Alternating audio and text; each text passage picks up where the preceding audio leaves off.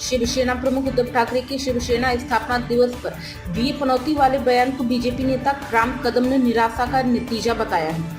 उन्होंने ठाकरे के बयान पर पलटवार करते हुए कहा कि उद्धव ठाकरे की हताशा और निराशा उनके बयानों में साफ दिखाई देती है। पीएम मोदी के नेतृत्व में देश विकास कर रहा है, सड़कें बन रही, लेकिन उन्हें यह दिखाई नहीं देता।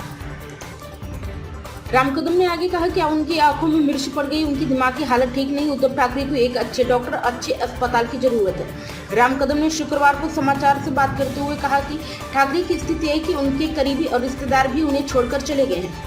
प्रधानमंत्री नरेंद्र मोदी और गृह मंत्री अमित शाह के नाम पर उन्हें पीलिया हो जाता है। पिछले 11 साल में भ्रष्टाचार का एक भी मामला सामने नहीं आया, जबकि कांग्रेस के समय में घोटाले रोज होते थे। आज अगर बाला साहेब जिंदा होते तो पीएम मोदी और अमित शाह की पीठ थपथपाते।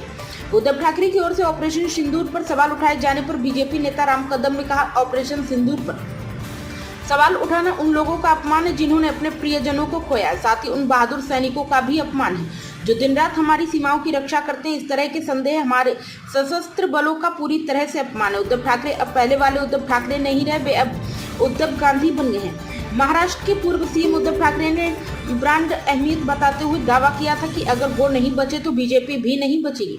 इस पर बीजेपी नेता राम कदम बोले, हम अब उद्धव ठाकरे के बयानों को गंभीरता से नहीं लेते क्योंकि अब वह गंभीर नेता नहीं रहे।